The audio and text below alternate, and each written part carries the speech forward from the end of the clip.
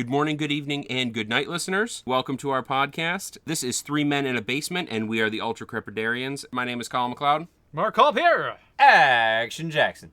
Xmas Jackson Flaxen Waxen. Woohoo! In this podcast, we review movies, and we deliver to you, the listener, an average schmuck's opinion about hidden gems in the wide world of cinema. In this show, we try to target movies that are not absolute blockbuster smashes, and ones that are not so obscure that you couldn't get your hands on a copy even if you wanted to. Instead, we aim for that delightful sweet spot of films that, in our experience, too few people have seen, or maybe people haven't seen in a while, and it's up to us to review these movies and deliver to you, the listener, our opinion about whether or not they are worth digging out of the Ark of the Covenant and melting a few Nazi faces and popping back into your Betamax to watch them again. That's a Toy Story reference, right? It is, yes. It's either that or Jumanji. Jumanji. You know, I don't know. Do they say that in that movie? I don't know, but I mean, I say it every time I think about it. It's true. Anytime I hear drums, I just think of Robin Williams. Jumanji. They never say it like that. No, he does say it at the end, though, when he drops the dice and Van Pelt's about to shoot him in the face. Does he say it like that? With that Which inflection? is like, this is the shit we used to watch as kids, right? Yeah. Like, I mean- like a dude had a high-powered rifle and literally was about to shoot a guy in the face. Oh, yeah. And that was childhood fare for us. If I had a nickel, Yeah? I'd have at least 35 cents. Never heard that expression before. But who's giving you the nickels is the question. The universe. And the Tooth Fairy. I lost a lot of teeth. I played hockey for 2 years. Well, Van Pelt shooting you in the face, sure. Yeah. Okay. Well, that was a fun little vacation we took there. You are welcome.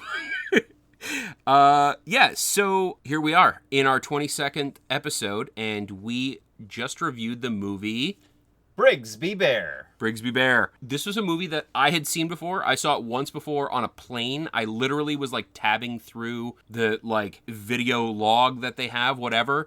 And I read the description and I was just like, oh, I have to see that. And I was in my head, I was like, I feel like this is a movie I'm not going to be able to like see readily. And it wasn't until I watched it and I started to like notice it in like video shops. Yes, I do like to frequent video shops like Family Video and shit. I still like browsing. I mean, Family Video. By the way, that's a very old-fashioned sentence that Colin just uttered. Really? Also, if it helps you, my favorite game is the stick and the hoop thing that, you know, I just run down the street. Like, gotta Look at beat my it. hoop! Just knock it all the way to the video store. that's not the first time you've said, look at my hoop, is It's it? not. By the way, that is a Patton Oswalt quote. Yes, from Parks and Recreation. Yes, it is. Look at my hoop, Leslie! Look at my hoop! So good. So I hadn't even heard of this movie. No. And I was delightfully surprised when I saw the cover. I thought it was a ripoff of Five Nights at Freddy's, honestly. I thought it could have been a ripoff of Ted. You I know? mean, also true. I had no idea what to expect. None at all. I'm excited to talk about this. Yeah, so as I said, I saw this movie first on a plane and then... And that does not shock me at all. I feel like knowing you would see this movie sight unseen and just be like, yeah, that's the kind of lowbrow shit I'm looking for. I hate to agree with you, but yes, that is 100% it. I mean, I saw the cover and you were like, I'm in. I did tab through the cast, and like the cast sort of tipped me off that like this has got more oomph than just Your average B movie. Yeah, your average. Than the description would maybe suggest. But this is truly like the meat and potatoes of this podcast. Like, this is the kind of movie that I'm telling you I recommend to people if they tell me, give me something that I've probably never even heard of, but you think I'll enjoy. This is one of my go-tos. So I was very, very excited to review this and get you guys going with this for the first time. So let's jump into some IMDb specs so you know what the hell we're talking about. Brigsby Bear, IMDb has this as a comedy drama. Thoughts? I would say that's 100% accurate.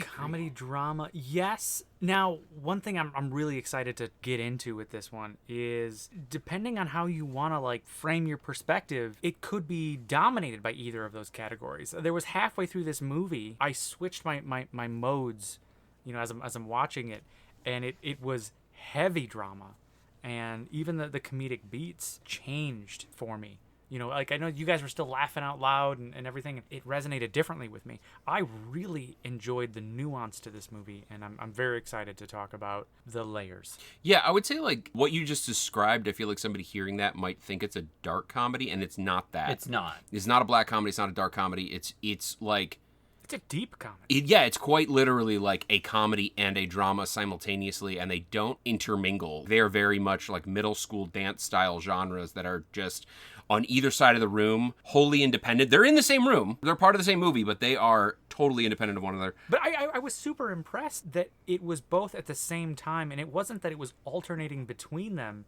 It's that depending on how you wanted to view the scene, personally, the comedic beat wasn't funny. It was heavy. Well, yeah, and especially if you have any way of personally relating to the content that was there, you would have a very different reaction. Some people have a laugh reaction to something that's completely inappropriate. Are you talking about me? I mean, I wasn't going to call you out, but I mean, yeah, there's that. Guilty as charged. Yeah. The fact that we laughed at all during our last episode of Tokyo Gore Police. I watch that movie every night before I go to bed now. You know, that doesn't shock me at all. I'm getting a full back tattoo. Yes. So Brigsby Bear came out in 2017, rated PG-13, runtime an hour and 37 minutes. Thoughts about the runtime? Did it drag? Did it? It was a great pace. You know, it's not going to be the flavor for everybody. I think some people might find it boring. I did not find it boring. I didn't find it boring at all. I love movies like this. It moved. It was a good pace. Okay, so you know what the fuck we're talking about. I'm gonna read out the IMDb description, and I'm gonna give you a blah for this. This movie I think is one of those movies that's perhaps best viewed when you just get blindsided by it. So if you're the kind of person who likes to watch movies, just like go out and watch this movie. I'm going to move up our recommendations. I recommend it. I personally recommend it. Oh, 100%. Okay, we'll get more into the details of the recommendations in a little bit, but we all recommend it. Go and see it. Little blah, spoiler, because I don't think this description... It's more of a baby blah than a blah blah blah. Yeah, baby blah. After being freed from his life in an underground bunker, a man sets out to make a movie of the only TV show he has ever known. Thoughts? That is a very bone-dry description of the movie. It gives the skeletal structure of the story without revealing any of the content. Yeah, I agree. I think looking back, that's an apt description. But I would agree with what you had said. It's almost better when you don't know that. It doesn't give away anything, but I found going in completely cold that it was better chilly. It was better having no idea. If I had known anything about this movie going into it, I feel like I wouldn't have had as genuine a reaction. So I would 100% agree that going in blind was way more enjoyable than having already known what it's about. That being said, I would definitely watch it again because I enjoyed this movie. One of my favorite things ever in the history of forever is watching movies with people who haven't seen them, and I have, and watching their reactions. And I can 100% say that the beginning of this movie, which just got revealed in the IMDb description, I could tell that you guys were sucked in and into this stuff when I was watching your reactions. I could tell that your reactions were genuine and interested, and it was generating a lot of that what the fuck is happening right now in your minds, which it kind of gives, this description gives it away a little bit. Anyway, let's jump into our stars here. Who stars in this movie? Well, one name that you might recognize, Greg Kinnear. Oh, yeah. What About Bob? Is that What About Bob? Yeah. Nope. No, it's not What About Bob. It's not What About Bob. But it is Captain Amazing. Captain Amazing. Captain Amazing. That's... Yeah. What About Bob is Bill Murray and Richard Dreyfuss. Richard Dreyfuss. He's not in this movie. No. Richard Dreyfuss. Although that would have been Kinnear. entertaining. I would have watched. Yeah. Greg Kinnear was in. Yes, he was in Mystery Men, Flash of Genius. God, Greg Kinnear's been fucking everything. He was in Loser. Do you guys remember that with Jason Biggs? Yeah. Mina Savari. Greg Kinnear he's just a handsome, good actor, and we'll have him on the show soon. Who else we got in this movie? Next week, right? Yeah. Mark Hamill. Who's he, though? So this was that guy's film debut. Yes. And I think he did a pretty good job. I mean, it's definitely the biggest thing he's ever been in. I would give him another shot, honestly. Yeah. I mean, Mark Hamill deserves a second role. He went back to do better things, right? Yeah. He struck back, you might say. Struck back. Yeah. Yeah. I brought that full circle. I'm really proud of that. So obviously, Mark Hamill, amazing. Who else we got? Star Wars. Luke Skywalker from Star Wars. If you don't know who Mark Hamill is, also Joker from the Joker animated Batman series. And if you're fans of 80s comics being redone in 2021, He-Man and the Masters of the Universe, I personally recommend it. Yeah, we got a couple other people in here that are definitely known. If you're familiar with Lonely Island at all, Kyle Mooney is the star. He was in The Lonely Island with Andy Samberg, who also has a cameo in this movie. Another big name that you guys might recognize from rom-coms or 90s movies, Claire Danes. Dare Clanes. Okay, so somebody's in this movie who, like, I would not have been able to tell you his name, but I quite liked him. Are you thinking of Matt Walsh? No, I do like him too. Go ahead. Matt Walsh is also in this movie. Yeah, Matt Walsh plays a cop in just about everything he's ever been in, with the exception of this movie, because he just has that kind of face. He looks like a cop. He's also in Brooklyn Nine-Nine with Andy Samberg. Yeah, and Parks and Rec. He plays the disaster guy who, like, orchestrates the disaster. It's like, my mom's getting a colonoscopy today, and I'm not even sure if there's anybody there to pick her up. So everybody's making sacrifices. I'm so sorry. We're not that close. So we haven't talked about the star yet. Well, yeah, no, he did. He said Kyle Mooney. What else has Kyle Mooney been in? Oh, you're right to that. Yeah, he was Zoolander 2. He played Don Atari. He was that, like, hipster director guy who kept saying, like, oh, man, these people are so funny, man. They're, like, my best friends. I fucking hate them. They're the worst. He was, like, the hipster's hipster. He was also in an episode of Parks and Rec, applying for a job. Yes. Really? We're really hard on the Parks and Rec. Yeah. But it's so good. What are you looking to get out of this job? Oh, you mean, like, in a year from now? Like 1 year of money. Like 1 year of money, would be, ideally. Like, perfect. So good. Who I was going to say earlier, though, is Jorge Lindenberg Jr. Could not have given you his name, but he was in Bumblebee. He played Memo in Bumblebee. And, I think it was Memo. Memo. And Jason in Spider-Man Homecoming. Oh, and Nick in Love, Simon. Oh, that was a good movie. That's on our list. Love, Simon. I really enjoyed that movie. Anyway, he's a really talented actor, and definitely recommend catching him in your next blockbuster smash. I think he's on the rise. Okay, so I think that kind of covers, like, some of the hot points. Yeah. Of the stars, directed by Dave McCary. Dave McCary. Oh, yeah. Dave McCary. Yep. Oh, yeah. He's that guy. He did that other movie with the. Oh yeah. Yeah, right, with the. With the people. Yeah, no, it had that guy. It had that one place in it. Yeah, do you remember at the end it kind of like faded to black and there were all these like white letters that went up? Yeah. And all this stuff. Oh yeah, I liked that part. In the industry, I think they call those credits. Is it credits or? I don't like bore you with credits? industry jargon, but I thought credits were what you turned in for stuff. Yes. Oh. In Mos Eisley Spaceport, yes, that is exactly what you turned in for stuff. So also, Mark Hamill was there. He was. So you may have guessed we haven't heard of any. You haven't heard of him, so that's fine. Okay, so that gives us kind of our bare bones IMDb stuff. So, would we recommend this movie? I know we touched on it earlier before the blah. Thoughts? Absolutely. I do think that maybe this movie is a different pace than some people might be into. But honestly, if you have the patience, and it's not a slow burn, but it's not a Star Wars. He's not a Star Wars? It's not a Star Wars. Oh my God, it's not a Star Wars. But holy cow, and as I'm watching it, I'm pulling out all of these little nuances. I really dug on this movie. So I would agree with you about it not being a Star Wars. However, I don't know if I would... I feel like I'm going to push back a little bit on the pacing thing. I don't know if I 100% agree that it was like... It didn't drag or anything. If anything, I would say it went along a little bit faster than its runtime would suggest. Not a criticism. I didn't mean to criticize. No, I know. Yeah. But there are good movies that, like, just take a long time to get to the point, and I don't know if I would classify this as that.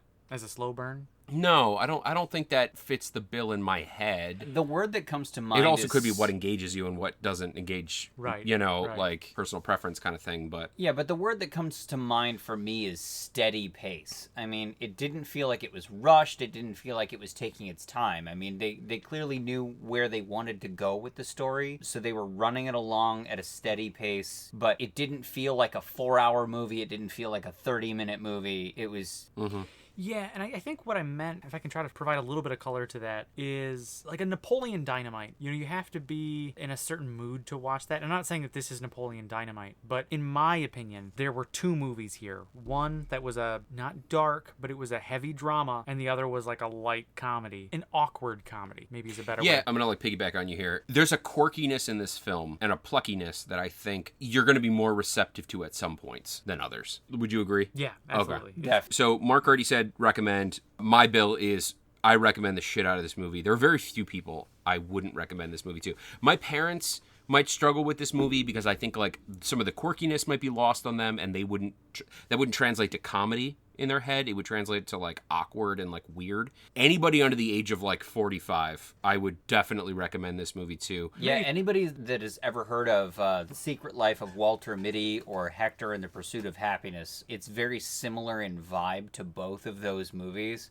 So if you like anything like that, it's definitely something that you would be into. Okay, so we got 3 recs all around. For me, I would recommend this at like a 95% rate. Definitely. Okay, so almost 100% in terms of like the general public we would recommend this to, and obviously that goes for us. Are we ready to whoop? Whap, whap, whap, whap. He never ceases to amaze. I love it. Okay, so the blah means spoilers. Oh, stop here if you don't want to hear all the wonderful little nuggets that this movie has to offer. I feel like this movie has a pretty structured narrative, and I think we can go through like scene for scene like we do with some of our other ones. Okay, let's crack it open like a nut. Opening scene. The opening scene is a poorly tracked VHS version of this show, and it is a show that centers around a bear. You might call him Brigsby Bear. Namesake of the movie. Oh my God.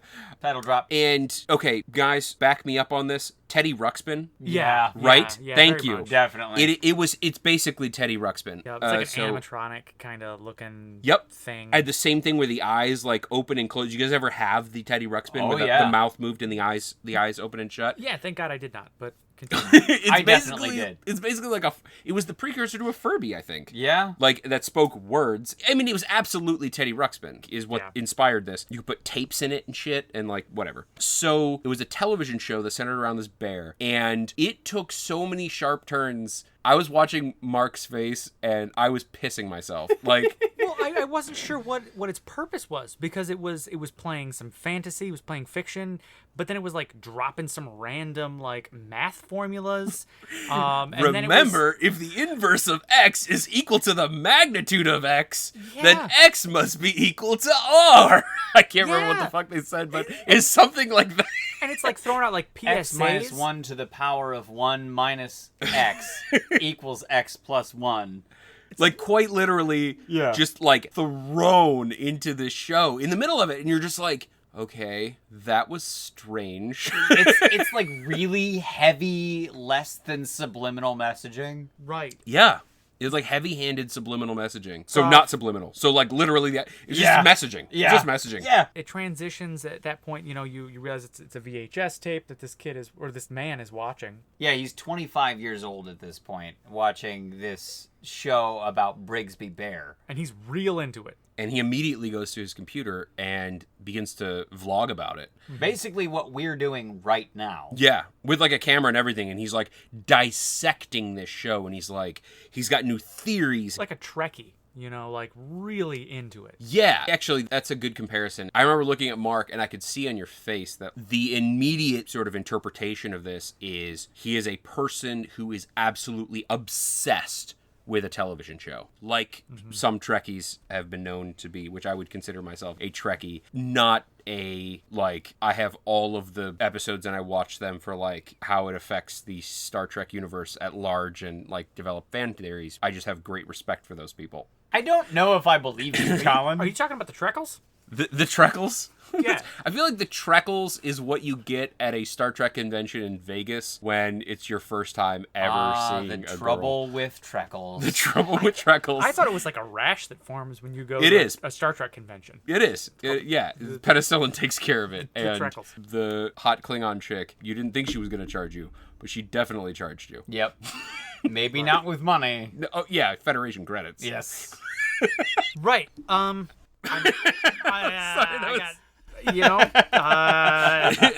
That's a good bit. So, and I want to say at that point it goes to the dinner table and he's discussing his thoughts on the most recent Brigsby Bear episode that he watched. And it's weird because his parents in this scene are like correcting him. And like at first you think that they're like, I can't believe you're so obsessed with this fucking show. yeah, but then it transitions to, no, they're into it and they're like critical of his Analysis. Yeah. Yeah. So it's surprising, perhaps. They get up and they do this. It's not a prayer, but it's like saying grace, but they have a phrase that they repeat over and over. They get up and they shake hands with each other independently, and they say, "Our minds will be stronger tomorrow." Every day at dinner time. Just kind of boss. And then I mean, that's dope as shit. Like, I don't pray, but if I ever had to incorporate a ritual into my daily life, that'd be a pretty dope one to do. That would be dope as shit. Dope as shit. dope as shit. So then they just stand up and they shake each other's hands.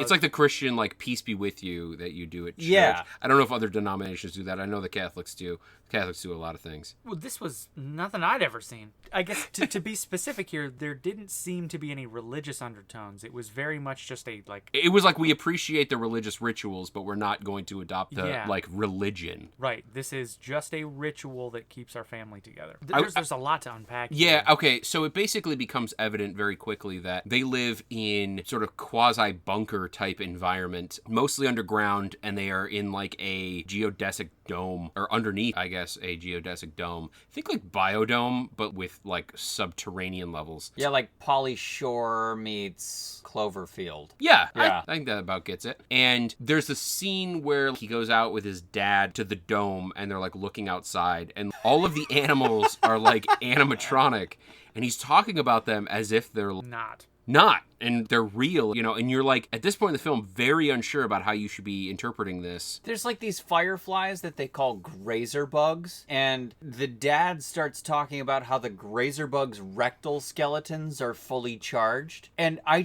lost my shit at that point. From the moon energy. Yes, from the moon energy. I mean, it makes sense. But grazer bugs have rectal skeletons. Who knew? I wrote that shit down. What's a rectal skeleton? That's what look I like? wanted to know. It's what grazer bugs have. Yeah, go Yeah. ahead. Just hop on the Googles and type in rectal skeleton. It's what they used to make Brondo out of. Yeah. Yeah, do an image search. Turn the safe search filter off. See what happens. Play with fire. You like gambling? Do you want to see something you don't unsee? That's probably it. Just put rectum somewhere in the sentence. Yep. pretty Anyway, much. so it's actually kind of a heartwarming scene. Father-son. It is a little Bondy, isn't it? He's asking him what's on his mind, and they're kind of connecting and all this stuff, and you get the sense that this is Mark Hamill, who's the father. The son is the main character, and Kyle Mooney plays him. And Mark Hamill, you get the sense that he's like a very caring, very interested, and very supportive father. After a beat, like a day or two goes by, and you kind of get the sense that like this guy does this every single day and never goes outside of this compound. And at one point leaves his room after dark, after hours, after they shut the generators down.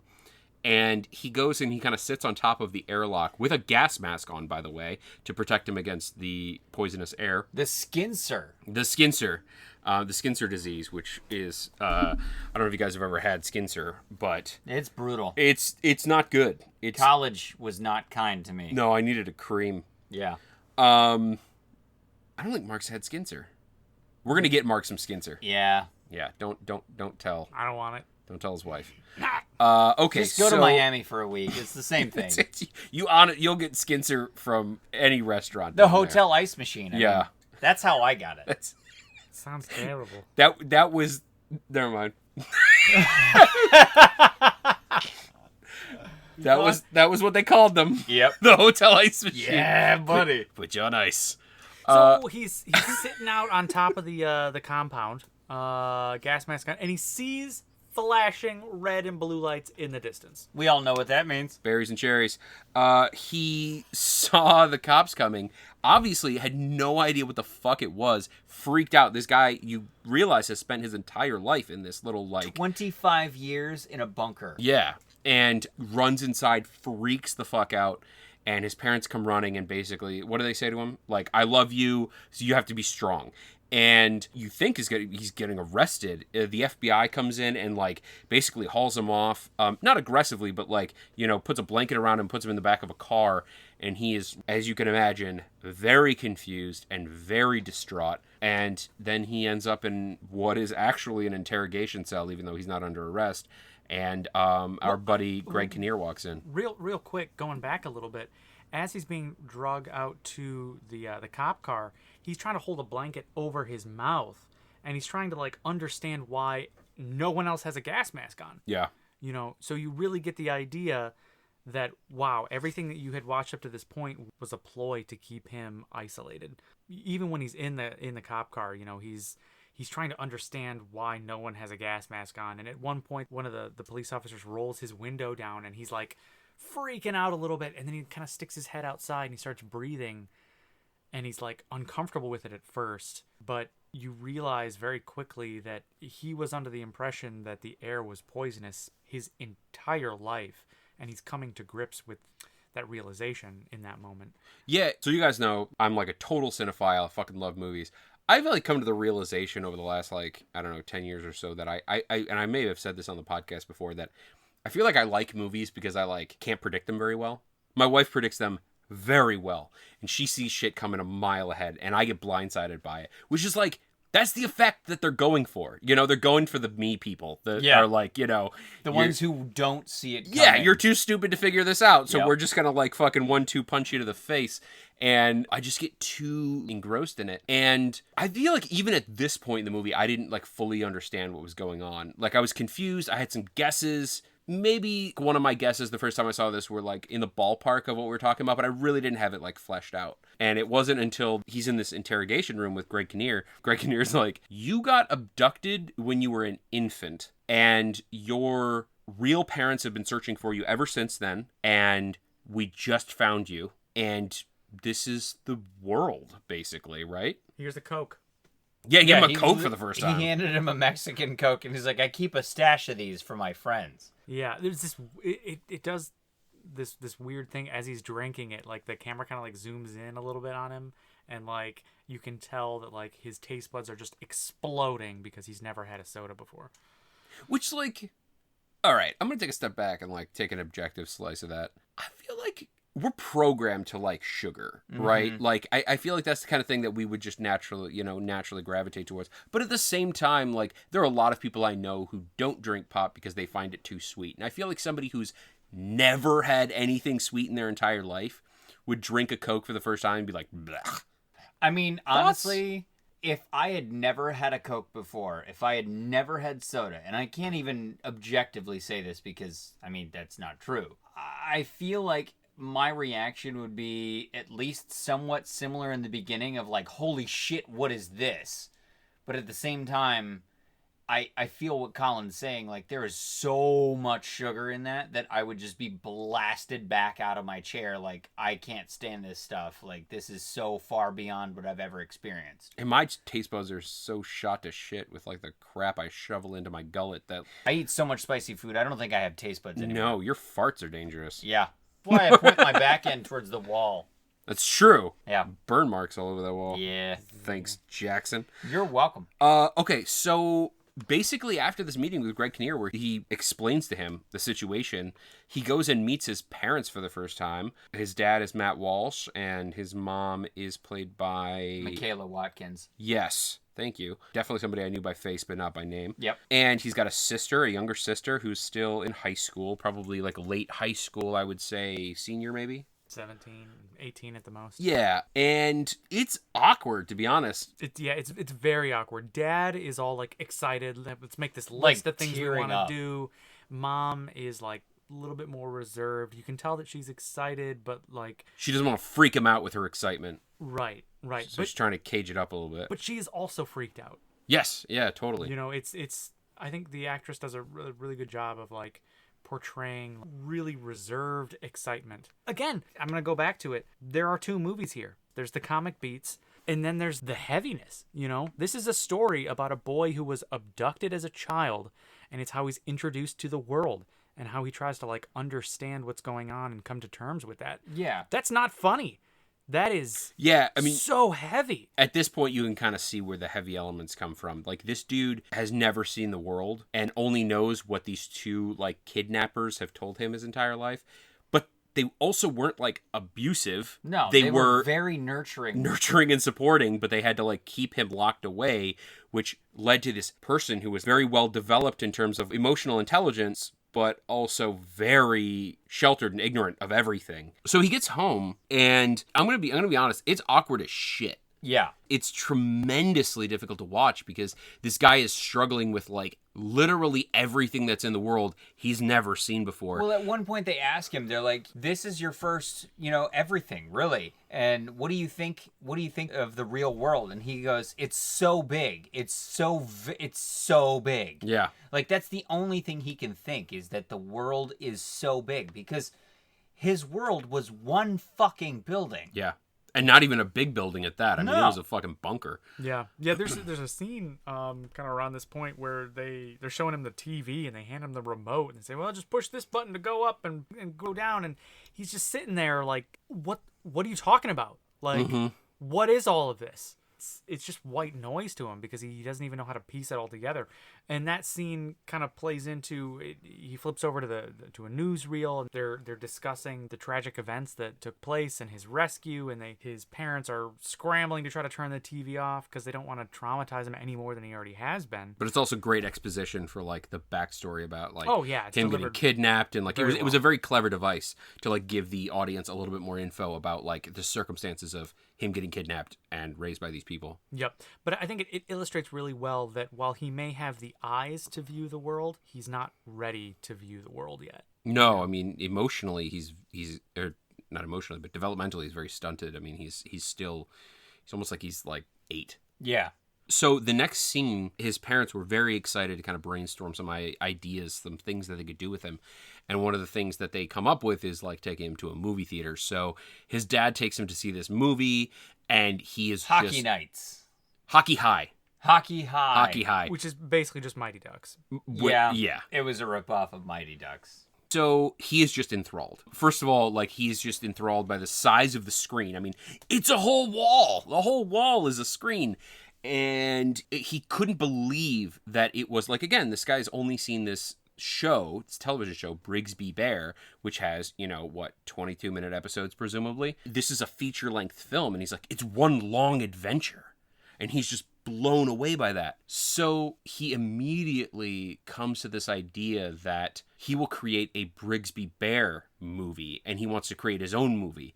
And it's the first time that, since he's been in this world, you saw a bit of it in the beginning when he was like coming up with his ideas for Brigsby's universe, and how Brigsby could get out of this, particular jam he's in, whatever. Since then, he's been very like reserved, very like not beaten down, but very quiet. And he just sort of like explodes with energy and creativity when he comes up with this idea to create a Brigsby Bear film. And it's like incredibly refreshing as an audience member to just see somebody like liven up like that. Right. Because it's difficult, because it's interesting. His reserved life is so rich and nuanced because there's some 700 plus episodes of Brigsby Bear. 726. That's absurd that you remember that number. But I'm 25 impressed. volumes, 726 episodes. I'm impressed.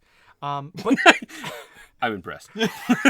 but that world is so rich and vivid, and it's interesting that as he's exploring the real world, he keeps retreating back to his curated world because it, to him, feels more rich and detailed than everything else. So it's an interesting kind of contrast that people keep trying to present him with these crazy new things, TV, radio, a car. But he doesn't liven up until he turns that inside and is talking about his favorite show. So it's really interesting. And again, it's a reminder that this is not just a comedy. Every scene where that comes up, I thought that the actor did such a brilliant job of delivering objectively funny lines that felt real within context and were depressing when you really thought about it. I mean, the cadence of his speech, when he's around these people his own age, or actually technically a little bit younger, but when he's around people that were the same emotional age as he was. Yeah, quite a bit younger, I would say. Because he was hanging out with high schoolers. He goes to his first party with his sister, and they're in high school.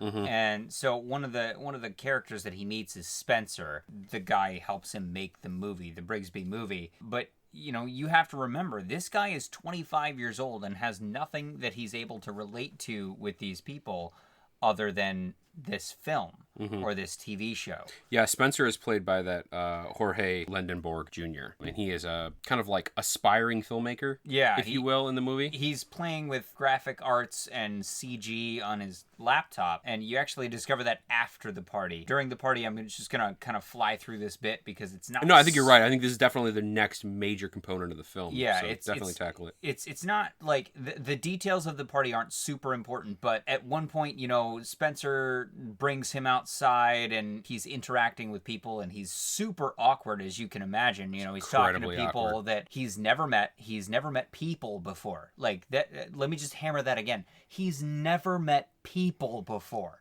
I met a people once. I didn't like it. It was awful. Yeah. Right. Oh, man. Well, it's interesting because it's almost like a frat party, but Spencer is wearing a Star Trek shirt. So, like, immediately, with just the costume design, you know that he is not one of the frat boys. He's not a bro. Right. He, again, we're in spoiler territory. Spencer immediately gets introduced as a friendly, approachable, likable character, and he maintains that throughout the entire film. And I appreciate the shit out of this film for, like, not deviating from that, because I feel like they could have scored cheap points to just, like, make him an asshole, and his betrayal sort of codifies in this character's mind that, like, the world is harsh, and, like, there are bad people in it, and, like, it's such a fucking, like, easy road to go down. Like, it's effective. I'm not knocking films that do that, but, It's like... a great filmmaking device, but they don't use that. And you don't have to do it. No. And that's what I love about this movie is, like, they didn't do it because they didn't fucking have to. And, like, sometimes in life, sometimes you meet people and they're just great fucking people. Yeah. And, like, they're just good people the whole time. Yeah. And that's fucking awesome. And, like, honestly, like, there's only one time where they have, like, a bit of conflict between the two of them. But, like, it resolves relatively quickly, as conflict has a tendency to do with people who are, like, emotionally developed and able to understand another person's side and forgive and that kind of thing. I mean, to be fair, he did more or less put a bomb in the guy's car and didn't tell him about Allegedly. Yeah. But yeah, so at this party, he has what we could describe as his first sexual experience. Also his first beer. First time meeting people. First time taking drugs. He was taking Molly. Yeah, he was doing Molly with a bunch of high schoolers, getting drunk, and... We've all been there. Yeah. And then, he has a bad reaction to mixing Molly with beer for the first time in his entire life, which, we can all relate to that. And so... If I had a nickel, yeah, Jackson would have 35 cents. It's true. I think I might have 35 cents in my pocket, actually. You got some Molly in your pocket? Yeah, well, wouldn't you like to know? Is that the new thing? Is that like you just go to somebody on the street corner who looks a little shady and you're just like, hey man, you got 35 cents? I'm going to do that. Is that how you do it? Yeah. It's been a minute since I've been in this game. I'm going to try it and try see it. what Yeah, just works see. out. Yeah, report back. I'll do the R&D. Don't do it to Mike Tyson because he will punch you with that fistful of Morton toes and probably kill you, and then we'll have to replace you on the podcast, which would be a shame. Yeah. Once was enough.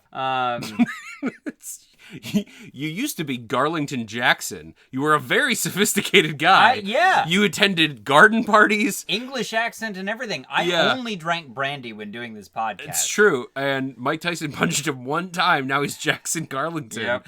And now I'm a beer drinking unwashed hippie. It's allegedly. Yeah, so long story short, he goes upstairs after, getting sick from this reaction, and this character, Meredith, who I would describe as a tertiary character. She's not super important to the story. But definitely, like, an identifiable through line. Yeah. But doesn't do any major, like, plot advances. Yeah, She's and you will recognize her throughout the movie. She shows up several times. She has several lines. She's friends with his sister. And kind of reminds me of, like, a Megan Fox type. Not in terms of, like, the role, but, like, she just reminds me of Megan Fox. I don't know. I can see that, yeah. And so, she's under the influence as well. So they're just kind of feeling each other out, vibing, and they take it another step further as they start making out. She takes it another step further. Yeah. I mean, they're feeling each other out. They're feeling each other up. Yeah. .com. Yeah. No, don't go to that website. It's like weird. Like there's in that scene, like she's got her hand in his pants, and he's like aggressively thanking her, like, "Thank you, that feels great. Thank you for what you're doing. Thank you for what you're doing. Thank you for what you're doing." That's very kind of you.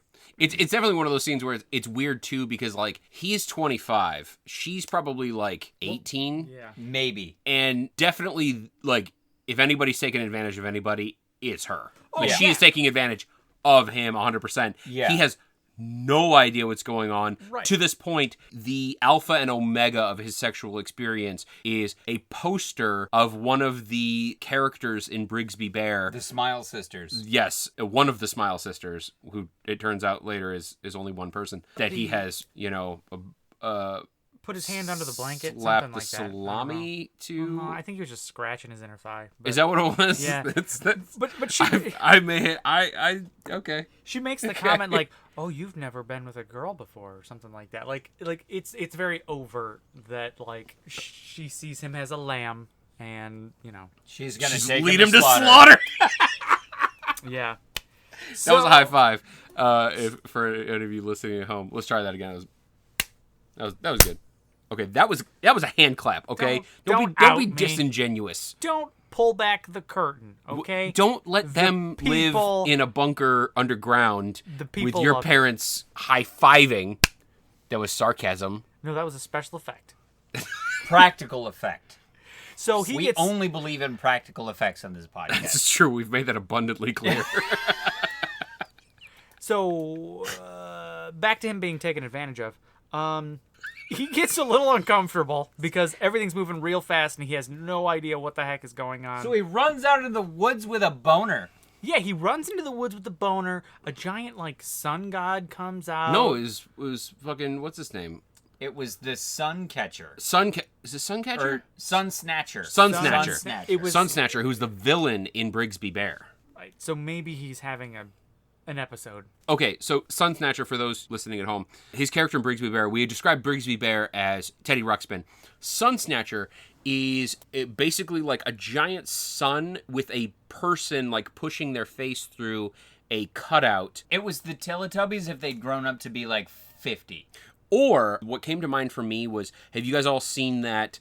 You probably know what I'm talking about. That super fucking old movie. It's like one of the first movies ever back in like the early 20th century of like going to the moon, and this rocket blasts Oh off my God, and fucking like yes. sticks in the moon's eye, and the moon is like Yes. and it's like, it's hella creepy, and like you're looking at it and you're like, this is the thing of nightmares. Yeah, the rocket lands in the moon's eye. Yeah, but people in fucking 1913 are like, that's totally not creepy and like won't give people nightmares for decades. To my knowledge, that is the first motion picture ever made with audio. Oh, okay. Well, there you go. So whatever the fuck that's called, going to the moon is cheese. I will find out. They're the wrong trousers, Gromit. My head just went down a tangent there. When you think of Sun Snatcher, think of that moon, right? Except it's the sun, and it's in color, and it's just as creepy. Right. A Trip to the Moon, circa 1902. 1902! Oh my god. Yeah, I think I was in high school. Middle school. Middle It was school. 1902. Oh, Middle school. I was thinking 1904. Ooh. Oh my so- god, it's so creepy. It's like, it is the creepiest thing I've ever seen. No, not that one. Not that one. This one. Yep, that's what that Ugh, looks like. ugh. That Real makes me weird. want to fucking puke. That's real weird. Mm-hmm. So he wakes up in his friend's room. Friend says, "Hey, yeah, you kind of freaked out, passed out outside. I just kind of dragged you in here." And you kind of realize too, this just reinforces that guy's a good guy. Spencer. Spencer is a good guy. So he was like regaling everybody with tales of Brigsby Bear at the party, and in that scene, he tells them about the movie that he wants to make for Brigsby Bear, and Spencer like fucking signs on like 100%. And they decide they're gonna make the Brigsby Bear movie right there and then. Agreed? Yep. Yeah. Yep. And that's where the meat and potatoes of the movie really kicks off, because the rest of the movie from this point on is about him creating this movie and the obstacles he faces and whatnot.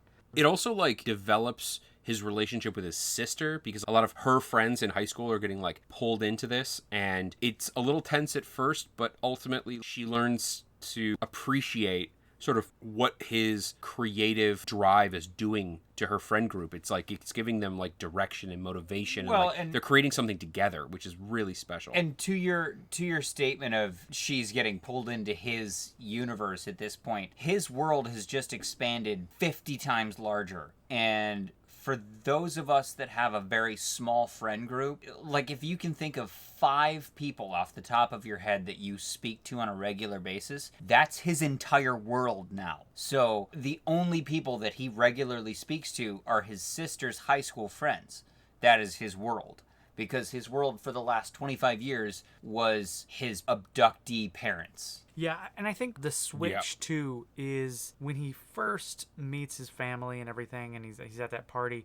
It's him trying to fit the world, and after they start making this movie, it's like him and the world meeting each other at a mutual ground. And I guess what I mean by that is people start accepting him for who he is, and he starts carving out an identity that is both a part of who he was and who he will be. He's the bear guy. He's the bear guy. Yeah. He's the kidnapped kid. It's no longer this like awkward, like, no, you don't know what I'm talking about over here.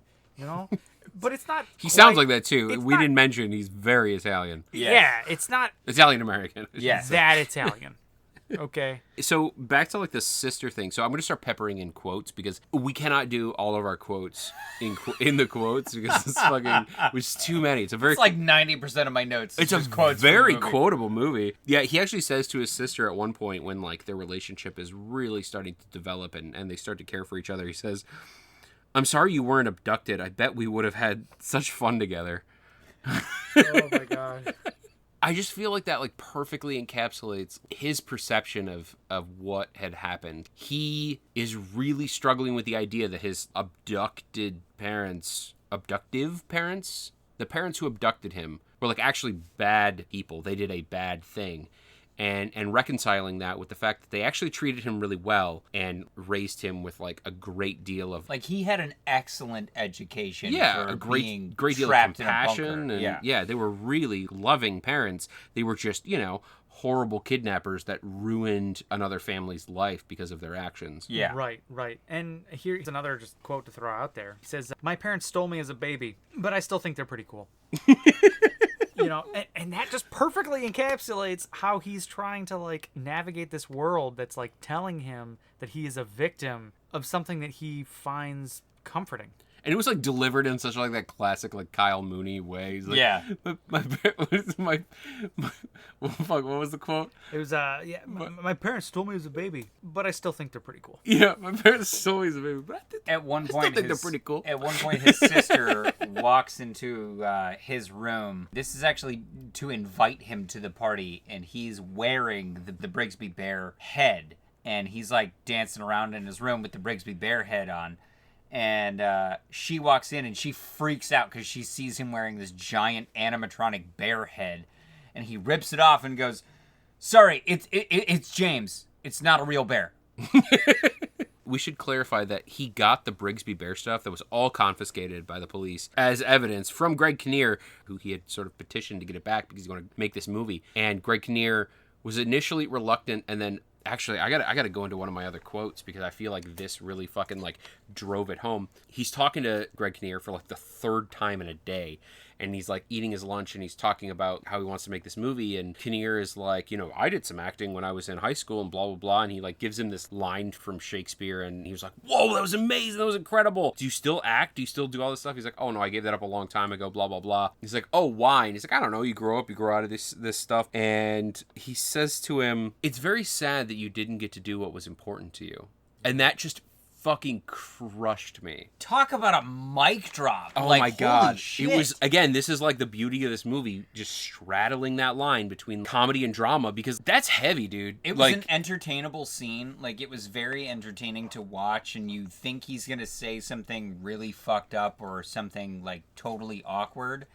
and then he just says that, and it just feels like somebody, like, not hard, but it feels like somebody just lightly tapped you in the chest just to feel an impact, and you're just like, oh, I didn't like that, but I did, like, I felt something. Yeah, that was palpable. It definitely drives the point home to Greg Kinnear that I let my dreams die a long time ago, and I don't want them to die for this guy, and I want him to realize the dream that he's imagining. So it inspires Greg Kinnear to basically like steal all of this Brigsby Bear shit from the evidence locker, bring it to this guy, and gives it to him, much to the disappointment of his real parents, who kind of want to see this Brigsby Bear stuff sort of die out. Yeah. They want the enthusiasm for Brigsby Bear to die out, but unfortunately that's the only thing he is showing enthusiasm for. And that sort of sets up a lot of the conflict in the film is like, you want to support somebody. Sometimes supporting somebody in something means supporting them in things that you don't necessarily like or agree with. But to love somebody means to love them even if they're doing those things that, you know, you're not crazy about. And I think in that scene where he was like actually unloading the Brigsby Bear stuff, Kyle Mooney's all excited and he gets like the head and all these props and stuff like that. He runs inside to bring him to his room. And the dad, Matt Walsh, is talking to Greg Kinnear and he's just like, basically, like, what the fuck, guy? Like, you're doing this. Greg Kinnear's like, oh, I thought I'd bring him some of the stuff that made him so happy. And Matt Walsh is like, you're bringing him the props that were used to torture and manipulate my son for his entire life. And it's just like, wow, yeah, that objectively, that's exactly what these things are. That is 100% what these things are. When you're looking at it from that perspective, it sounds terrible. You cannot twist this any way that it doesn't make these things that. But at the same time, sometimes being supportive means ignoring the objective truth and supporting somebody through like shit, even if it's demented. Well, and Brigsby Bear, obviously, throughout this film is what anchors the main character to the movie. His name is James in the movie. Brigsby Bear is very clearly the one thing keeping James from having a mental breakdown about his entire life exploding. Oh, don't forget about the giant peach. Yes. James also had the giant peach, and that helped him along as well. Yeah, that was more of a childhood thing, though. I think Brigsby Bear was more like his adolescenthood. Yes, okay, you're right. Yes, this definitely came after the peach. Yeah. But that scene that you were just talking about, though, where he's unloading the Brigsby Bear material, that perfectly illustrates the theme that I've been bringing up, just the dichotomy of this movie, where it's funny and cute and awkward, but dark and heavy and, you know, real. Yeah, I at one point wrote, it's hilariously tragic. Mm-hmm. And then immediately wrote down, the content is really dark, but they do an amazing job at making it lighthearted. And that's it. It's like, it's an amazingly creative and lighthearted way to explore what is fundamentally a fucked up situation. Incredibly fucked up situation. I mean, you can't even imagine. From everybody's perspective, this situation is totally demented. Also, a little note about Greg Kinnear in this movie. I thought it was a nice touch. So this guy is clearly missing his kidnappy parents. And his kidnappy dad, played by Mark Hamill, has this like goatee. Think Mark Hamill in the new Star Wars movies. And Greg Kinnear has that same thing, which is rare for Kinnear to have facial hair. And I felt like there was some kind of connection to helping this guy latch on to Kinnear as a father figure. Yeah, like somebody to trust, somebody to confide in. And I dug that. Thoughts? Yeah, he had 3 father figures in this movie. You know, he had his kidnapped dad, who honestly I think he had the most connection to, for better or for worse. He had his biological father, who he was very distant from, just kept missing the mark. And then there's Greg Kinnear's character, who was the friend. He was the pal and the confidant. Yeah. Yup. Thank you for being a friend. Travel down the road and back again. Yeah. Sorry, I really love the Golden Girls. Who doesn't? I mean, let's be real. I'm more of a bronze girl. But he just skipped silver and went right to bronze. You got Olympics on the mind, friend. Silver is terrible because he didn't make gold. Bronze is like, well, you get placed. Silver is more conductive than bronze. It's true. Not as much as gold. Also true. That's science. It's called math. Look it up. Yeah. So it's called English literature. Look it up. If we get back to the narrative here, I think you're right. The meat and potatoes of the movie is definitely them making the movie. Yeah, and there's beats in there, various things. I mean, he has several run-ins with the cops because he's just doing things that he doesn't realize are not legal. Right. Like, yeah, he steals his parents' car. He builds an improvised explosive. Yeah. Okay, that second one he definitely didn't know was illegal, but I think the former he definitely knew was illegal. Yeah. Right. Yeah. But yes, it ultimately drives at a confrontation with his parents where they don't know what to do with him. He is seemingly like without direction. They really don't understand what he's doing, what he wants to do. Well, that's... And they ultimately place him in an institution. So I disagree that he doesn't have direction. Oh, no. He definitely does. They don't see it. Okay. They are completely blind to what is driving him and why it's important to him. And they think he's delusional, so they end up institutionalizing him. That I agree with. Where he meets Andy Samberg. I mean, that's where you meet Andy Samberg. Okay, we got to put this in there though. Like, have you guys ever seen Space Olympics? Yeah. The Lonely Island Space Olympics. It's fucking amazing. All of you listening at home, if you have ever seen Space Olympics, Andy Samberg, he's in the institution with him. He ultimately ends up getting into the Brigsby Bear movie, and his character in Brigsby Bear movie is absolutely his character from the Space Olympics. So just putting that out there, floating it out into the ether, into the universe. But yeah, so he is not super happy in this institution, would you say? I would agree with that. I mean, what happens? It's no good burger institution. I'll say that. Well, there's no George Clinton was the problem. Oh my god. Oh. Do fries, go with that shake. Fucking love George Clinton so much. Oh my god. So he breaks out, checks the TV through a window. Gets It was out. a very complicated plan. That's what he says. It was a very, very complicated plan. That's what he says. Somehow finds his way back home. Plot hole maybe, because I don't buy it. But he gets home, sneaks into his house, starts packing his bags, and hears sounds. Walks over toward the sounds, opens up a door, and it's his friends, his family, Greg Kinnear's character. And they're like setting up a set, but They built an improvised movie studio in his parents' garage. An improvised movie device. Yes. An IMD. IMD. Yes.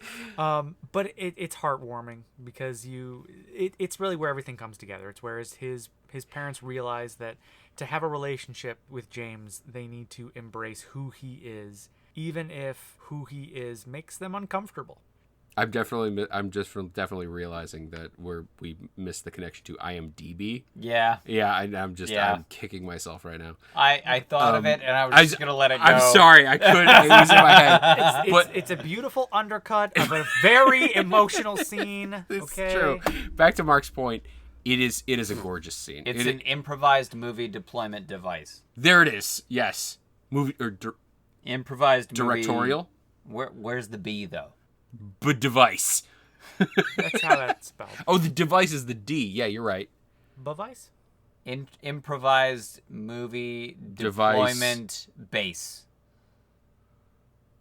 of operations. Yes. Nailed it.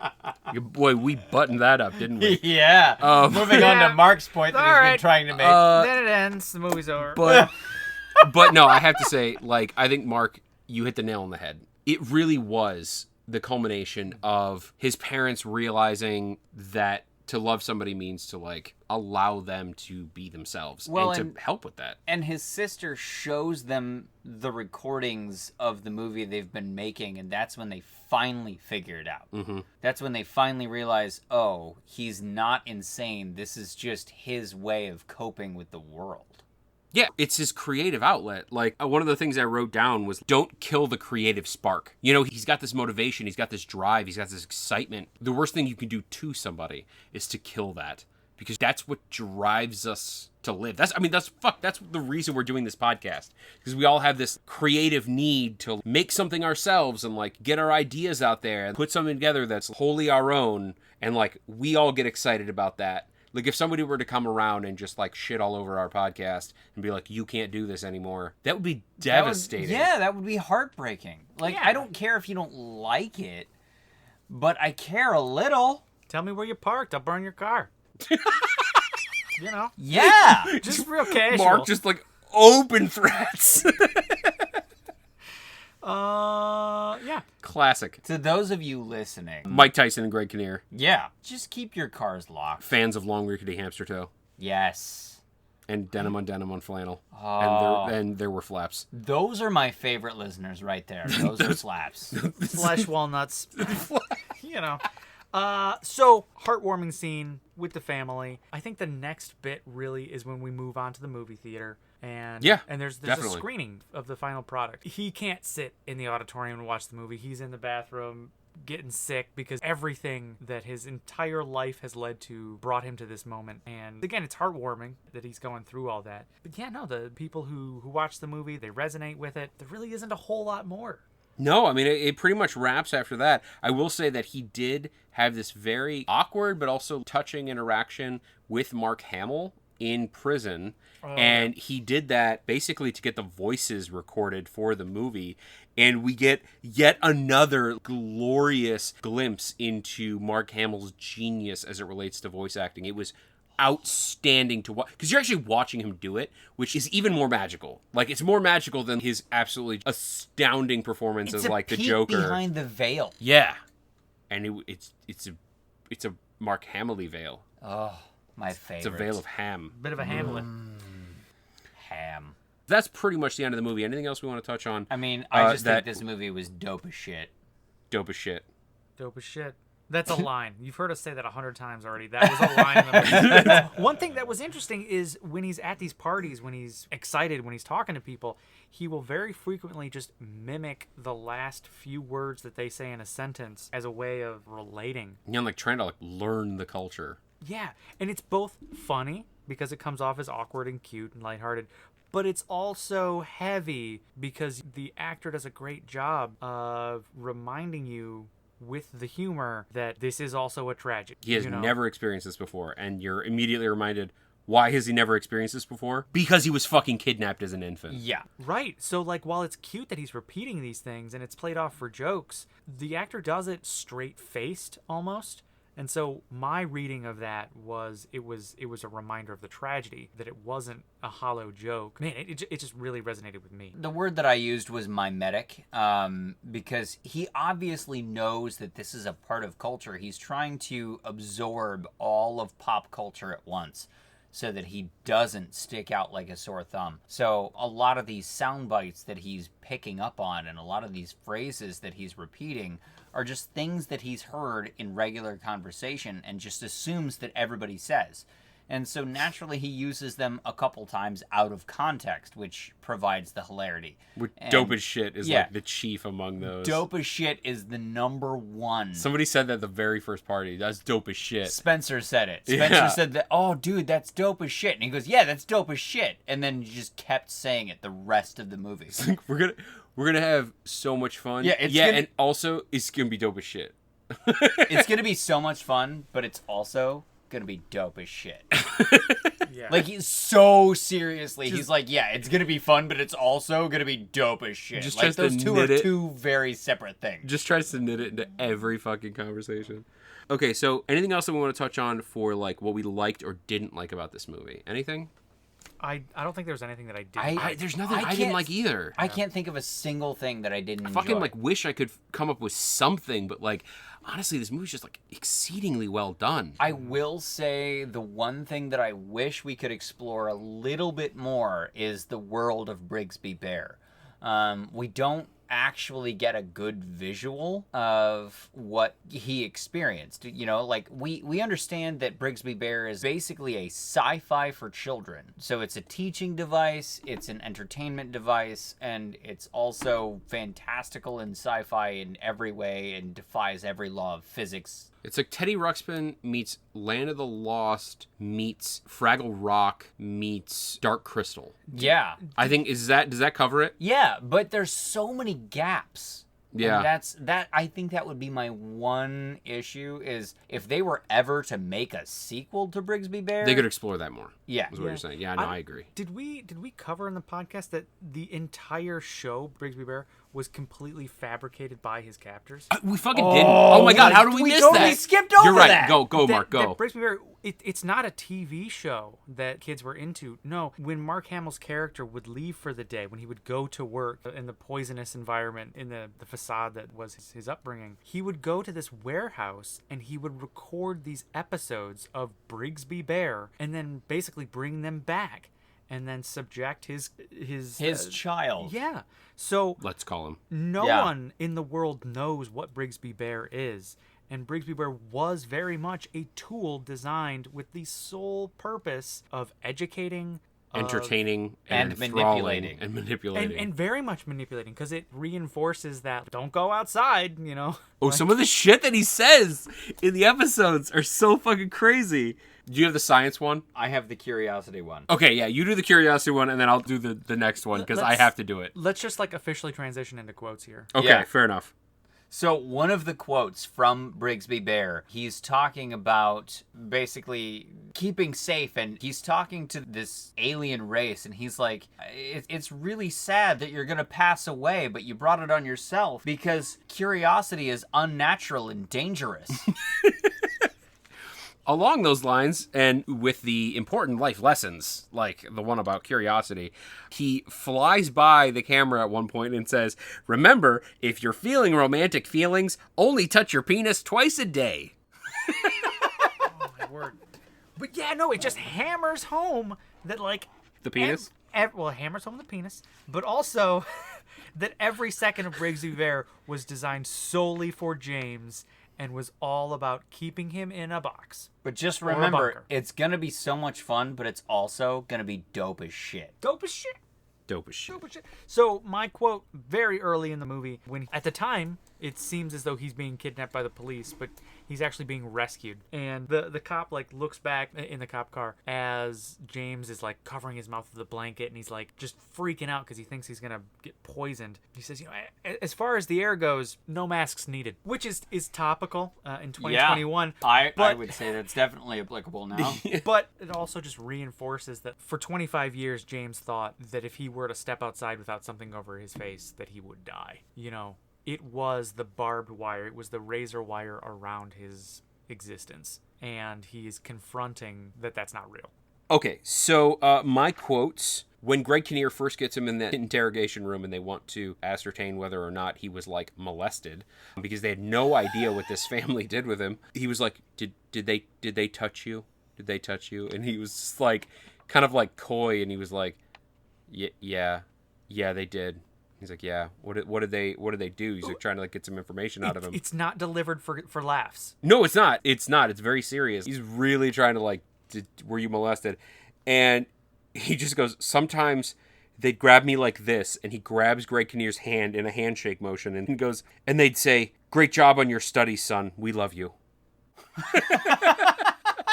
Yeah, and it's funny, but it's also not funny because It was a very real possibility that these people were molesting him sexually for 25 years. Right. And nobody ever would have known. Yeah, and it just sort of kind of comically drives the point home that those abductee parents, while terrible people, at the very least, like, didn't do that and were, you know, more or less caring and nurturing parents. So it was a funny way to get that point across, but it was set up to be a very serious scene. I did feel like they treated it as respectfully as you could. Like we're joking about a very serious topic, and the movie was able, I thought it was so interesting, it was able to deliver that serious scene and make you chuckle, but at the same time it didn't make cheapen. light. Yeah. Right. And it also gave a lot of understanding and character depth that like Like- you wouldn't have otherwise had. like Greg they got Kinnear's- that out of the way. Like, why did these people kidnap him? You don't have to guess anymore. You can basically come to the conclusion that they wanted a baby and didn't have one, and they kidnapped this kid, and it was nothing sexual. It was nothing other than they wanted a kid and didn't have one. Well, and Greg Kinnear's character in that particular scene is so uncomfortable, but he knows that he has to ask this question. And it's just him, like, sort of psyching himself up, you know, shadow boxing in the mirror moment where he's like, all right, I have to ask, did they touch you? And it's a very serious, pensive moment where you're just like, oh, shit. Oh, shit. And then Oh, Lord, it's coming. you see his reaction, and you're like, oh, fuck. Like, I didn't want to hear that. And then it just pivots, and you're like, oh, thank God.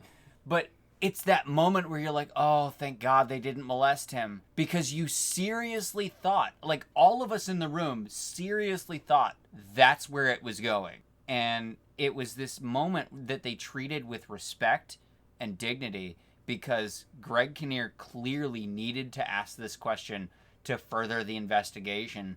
Greg Kinnear's such a good actor. He Like, really is. He's so fucking good. He really is. I was just so impressed that they could handle that and make you laugh, but not make light of a serious topic. Yeah. Yeah. Okay, so my last quote was when he was at the party for the first time. Again, this guy doesn't know anything about really anything. And Spencer goes, "You want a beer?" And he goes, "Yes, I would like one of that." Oh, that was such a... It was a cringy scene. You know, because, like, I'm just, like, thinking, man, you should not be here. You should not be here. Not this early. Oh, man. What do you got for us, Xmas Jackson, Flax and Wax? My last quote is when he tracks down one of the Smile sisters, Ariel / Nina, who he discovers is the same person. And he's talking with her, and he basically says a line from the show that she was sort of cornered into acting in that reveals to her, oh shit, this is the guy. And then she gets off work, she has a conversation with him to make sure that he's not like a serial killer. And then the cops show up because he has just stolen his parents' car to drive out to meet this girl who shaped his childhood. And she was like, oh no. And he goes, well, I guess my ride's here. And she's like, wait, they're for you? And he goes, yeah, I've been an outlaw since I came into this world. It's dope as shit. It's dope as shit. So good. This is a heartwarming movie. It really is. It really is. So. Okay, so do you have anything else? I'm good. Are we Laura Dern with this? I'm Laura Dern. We can Ready to Barack and roll Obama? All right, let's rate this bitch. Jackson, we're starting with you. I would give this 8.9 Feldo Mortis. Oh shit! Should we just leave that for the audience to I'm just gonna leave it right discover there in the movie? Okay. because they'll figure it out. Okay. They're gonna watch it. Obviously, they're gonna watch it. We have a great podcast. They're active listeners. They'll watch it. That's true. They are active listeners. And if you don't watch it, I will hunt you down and cut off your Morton's toe. Oh shit! He's doing Mike Tyson's dirty work. Oh man, you are one sick son of a bitch. But Well, I like Mike it. Tyson actually cut me a check to hunt down Morton's toes for him because, you know, in his advanced age, he's just getting a little too inactive to get them himself. So, Does he he's suck them? hiring it out Does now. he suck them for life essence? Well, at first he does, and then once they're dry, he just hangs them around his neck. Gotcha. Yeah. Gotcha. Well, I mean, it makes sense. I mean, what else are you gonna do with them, right? We've all been there. You got a Right. handful of Morton toes. You don't know what to do with them. You just gotta, make a necklace to make some freaking tea. Earrings, too. So, It's on my Etsy shop. so I gave this. Toe Jam at Etsy.com. With 2 M's. You know how juicy it is. It's gross. That's all he's got. That's all he's got. He's trying. I gave this bad boy an 8.4 Skinzors, which, if I recall correctly, was the disease that you might perhaps get if you were to breathe outside. Skincer disease. Skincer, yeah.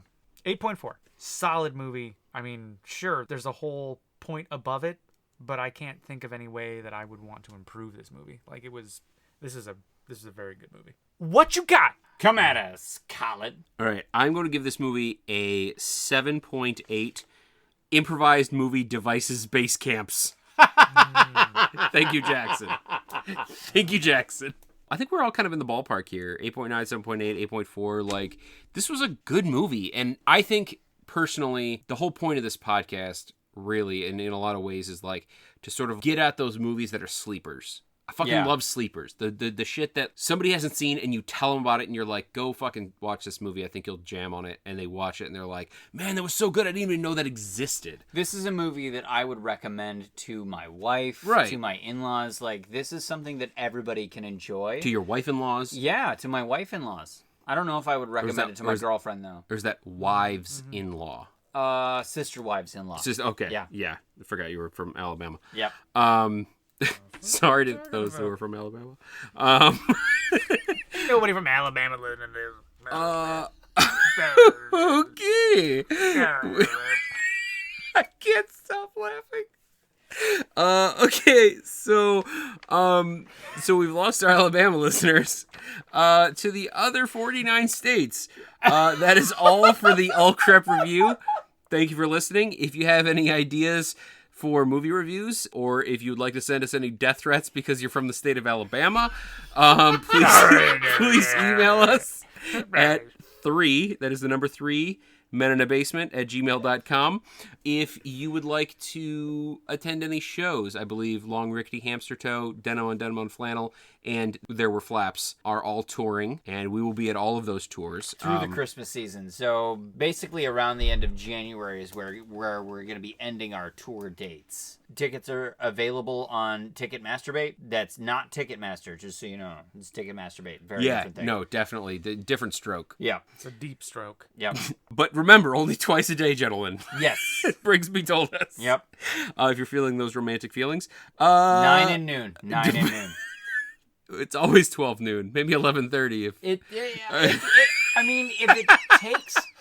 It's kind of like cold starting an engine. Sometimes you have to prime it first. So, you might start around 11:30, 11:40. But 9 and noon are preferably the peak times. I feel like if you're at 9, you need to see a doctor. Are we talking technique or... Oh, no. No.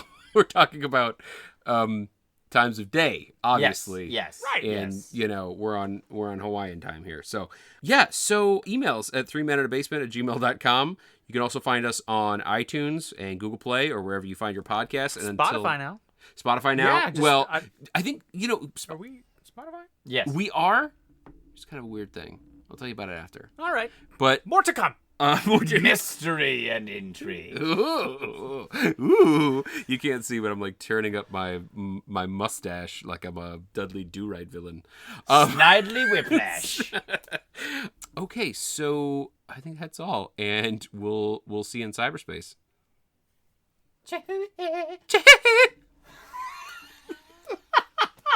Trump.